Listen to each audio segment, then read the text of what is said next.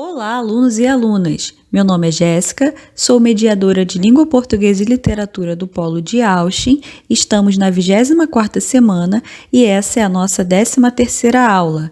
Na aula de hoje falaremos sobre o modernismo brasileiro, geração de 1945. Iniciaremos nossos estudos fazendo uma breve revisão acerca da segunda fase modernista, também chamada de fase de estabilização ou fase de consolidação. Destacamos aqui os principais traços marcantes desse período. Primeiramente, vamos lembrar que os autores desta época resgataram alguns procedimentos tradicionais em suas obras, sem abandonar, porém, as conquistas da semana de 1922. É que eles entenderam que haviam superado a luta antipassadista da primeira fase, também chamada de fase heróica. Sendo assim, esses autores preocupavam-se com os problemas da existência humana diante da realidade presente. Eles problematizavam o estar no mundo, apresentando a realidade social e os efeitos dessa realidade na vida do homem. Tendo relembrado isto, seguiremos com um breve contexto histórico da geração de 45. Destacaremos aqui os principais acontecimentos desse período. É importante lembrar que em 1945 acontecia o final da Segunda Guerra Mundial e iniciava a Guerra Fria, que foi uma guerra ideológica e dividia o mundo entre capitalismo e socialismo, marcada pela corrida armamentista e pelo surgimento de muitos governos totalitários. No Brasil, no ano de 1945, havia redemocratização com o fim do Estado Novo e a saída de Getúlio Vargas. Um fato relevante para nossos estudos consiste em lembrar que no ano de 1964 teve início a ditadura militar no Brasil. Daremos início agora à geração de 45, que foi composta por artistas interessados em uma nova forma de expressão literária e buscavam alcançar essa nova forma por meio da experimentação e inovações estéticas nos temas e nas formas linguísticas. São destaque dessa fase os autores Ariano Suassuna, João Guimarães Rosa, Mário Quintana, Clarice Lispector e João Cabral de Melo Neto. Destacamos o seguinte trecho retirado da Revista Brasileira de Poesia e publicado no ano de 1947, de Péricles Eugênio da Silva Ramos, que resume o espírito desse projeto literário. Não há obra de arte sem forma, e a beleza é um problema de técnica e de forma. O mesmo texto define a intenção de transformar o fazer poético, adotando como princípio a renovação estética. Sendo assim, vejamos as seguintes características predominantes da geração de 45 segundo Proença Filho: universalidade temática, tendência para o intelectualismo, acentuada preocupação existencial, maior apuro do verso com acentuada importância à palavra e ao ritmo, senso agudo de medida, consciência estética, volta à rima e aos métodos tradicionais ao lado de novas conquistas, tendência para um regionalismo universalista. Agora veremos na prática como essas características são encontradas nos escritores da geração de 45. Iniciaremos pela prosa, com João Guimarães Rosa, que nasceu em Minas Gerais, formou-se em medicina e é considerado um dos mais importantes prosadores do século XX. As principais características da sua produção literária consiste que seus textos têm uma forte presença de neologismo, ou seja, o uso de novas palavras, novas construções, arcaísmos, palavras que já existem na língua portuguesa, mas estão em desuso, e regionalismos, principalmente dos sertões de Minas e da Bahia. O autor também usa muitos recursos poéticos incorporados à prosa, como rimas, musicalidade, figuras de linguagem e ditados populares. Suas narrativas apresentam os grandes dramas humanos, como a dor, a morte, o ódio e o medo. Suas obras são marcadas pelo confronto de opostos, o arcaico e o moderno, o rural e o urbano, o oral e o escrito. algumas das suas principais obras, o romance Grande Sertão Veredas e o livro de contos Sagarana e Tutameia. Para que possamos entender melhor essa linguagem, vejamos um trecho da obra Grande Sertão Veredas. Nonada, tiros que o senhor ouviu foram de briga de homem não. Deus esteja, alvejei mira em árvore, no quintal, no baixo do córrego. Por meu acerto, todo dia isso faço, gosto, desde mal em minha mocidade. Daí vieram me chamar. Causa do bezerro, um bezerro branco, erroso, os olhos de nem ser, se viu, e com máscara de cachorro. Me disseram, eu não quis avistar. Mesmo que, por defeito como nasceu, arrebitado de beiços, esse figurava rindo feito pessoa. Cara de gente, cara de cão, determinaram. Era o demo, povo prascóvio, mataram. Dono dele nem sei quem for. Vieram emprestar minhas armas, cedi. Não tenham abusões.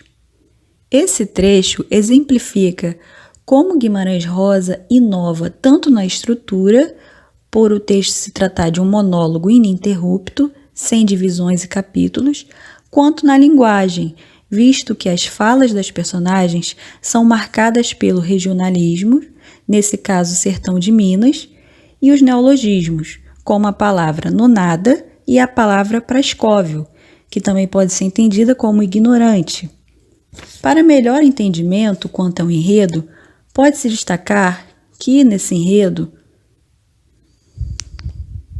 encontramos o confronto de opostos, como o amor e o ódio, o bem e o mal, vividos por Riobaldo, que é a personagem principal da obra. Os seus maiores tormentos é o amor que sente por um amigo, que no final da obra descobre que trata-se de uma amiga, e a dúvida da existência ou não do diabo. Bom, falaremos agora da autora Clarice Lispector, que nasceu na Ucrânia e veio para o Brasil ainda criança. Formou-se em Direito, porém não exerceu a profissão. Foi uma notável escritora, representou o universo feminino em sua literatura densa e intimista. As principais características da sua produção literária consistem exatamente na sua prosa intimista, onde a análise psicológica da personagem é o que interessa, tornando assim um enredo secundário. O universo feminino, a introspecção, é sua característica marcante também. A linguagem insólita e metafórica, que mostra um grande domínio linguístico com o uso de metáforas. E a temática social, onde a literatura busca conscientizar as pessoas e transformar a sociedade. Algumas das suas principais obras, os romances Perto do Coração Selvagem, A Paixão segundo GH, A Hora da Estrela e os contos Laços de Família, Felicidade Clandestina. Vejamos um trecho da Paixão segundo GH. Não tenho uma palavra a dizer. Por que não me calo então? Mas se eu não forçar a palavra, a mudez me engolfará, para sempre em ondas. A palavra e a forma serão a tábua onde boiarei sobre vagalhões de mudez. Vou criar o que me aconteceu, só porque viver não é relatável, viver não é vivível. Terei que criar sobre a vida, e sem mentir. Criar sim, mentir não. Criar não é imaginação, é correr o grande risco de se ter a realidade. Entender é uma criação, meu único modo. Precisarei, com esforço, traduzir sinais de telégrafo, traduzir o desconhecido para uma língua que desconheço, e sem sequer entender para que valem os sinais. Falarei nessa linguagem sonâmbula, que se eu estivesse acordada, não seria linguagem. Bom, nesse fragmento ao lado, pode-se perceber algumas características marcantes da escrita de Clarice. São elas: a fala de modo intimista, ou seja, introspectiva, onde a narradora expõe suas emoções e sentimentos, uma prosa poética ou metafórica, que mostra uma linguagem sonâmbula, como a narradora define, que relativiza os limites entre prosa e poesia. E outro aspecto inovador da prosa de Clarice percebido nessa passagem é o fluxo de consciência, ou seja, a quebra dos limites espaço-temporais que tornam a obra verossímil. Esse fluxo de consciência cruza vários pontos dessa narrativa, sem se preocupar com uma lógica ou uma ordem da narrativa. Sua obra sempre revela um momento de epifania, ou seja, de revelação. Nesse caso, trata-se de uma mulher urbana que, por ter demitido a empregada, se vê obrigada a faxinar o quarto de serviço, quando encontra uma barata e começa a viver um processo de revelação ao esmagar o inseto. Passaremos agora para a poesia, e o primeiro poeta estudado será João Cabral de Melo Neto, que nasceu no Recife, tornou-se diplomata de carreira e é considerado o maior poeta da geração de 45. As principais características da sua produção literária podemos citar que ele foi um artesão das palavras, pois produzia de maneira engenhosa, com apuro e simetria. Com seu modo racional, conciso, dono de uma precisão invejável. Explorava, assim, o surrealismo da existência, mesclando a realidade com a fantasia. Trazia reflexão sobre o modo poético, que é tema recorrente em sua produção literária. Algumas das suas principais obras citaremos aqui: Psicologia da Composição, Duas Águas contendo Morte e Vida Severina, Paisagens como Figura e Uma Faca Só Lâmina, A Educação pela Pedra e Museu de Tudo. Vejamos então o poema Engenheiro, de João Cabral. A luz, o sol, o ar livre envolvem o sonho do engenheiro. O engenheiro sonha coisas claras, superfícies, tênis, um copo de água, o lápis, o esquadro, o papel, o desenho, o projeto, o número. O engenheiro pensa o mundo justo, mundo que nenhum véu encobre. Em certas tardes, nós subíamos ao edifício, a cidade diária, como um jornal que todos liam, ganhava um pulmão de cimento e vidro. A água, o vento, a claridade. De um lado, o rio, no alto, as nuvens, situavam na natureza o edifício, crescendo de suas forças simples. Neste poema, pode-se perceber que os versos de João Cabral afastam-se da chamada poesia profunda, pois há uma certa geometrização e exatidão da linguagem poética, ou seja, uma tendência objetiva. Compara-se assim o poeta ao engenheiro de palavras, onde a linguagem torna-se o principal objeto de trabalho. Podemos perceber também que há uma estrutura na economia da linguagem e uma tendência à substantivação das palavras. Sendo assim, João Cabral trilhou caminhos próprios e seguiu o exemplo de traços da poesia de Drummond e Murilo Mendes, tais como a poesia substantivada, a objetividade e a precisão de vocabulário. Falaremos agora sobre o Mário Quintana, um dos principais poetas do Rio Grande do Sul. Algumas das principais características na sua produção literária trata-se que ele foi um grande articulador das palavras. Tratava ora de forma lírica, ora de forma irônica, para falar de si e do homem em geral.